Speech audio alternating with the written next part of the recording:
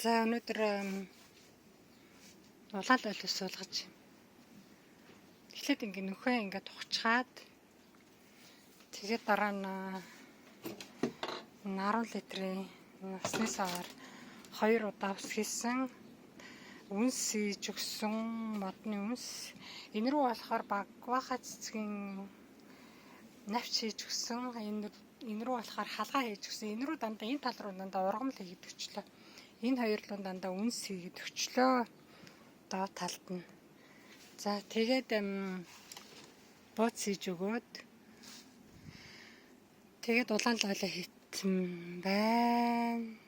Энэ дөрвөн ширхэг болсон. Наадлынх нь нэгнэнд яг ингээд голоор нь энэ хоёрынхаа завсраар 8-нд энд нэг ухсан.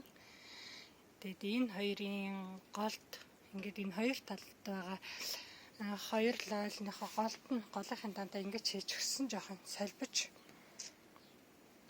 За тэгээд үрслэгээ хийх гэж байна. Усаасаа хийгээд өгсөн. Одоо бордогоо хийгээд тэгээд үрслэгээ хийж байна. За та бүхэнд бас амжилт хүсье.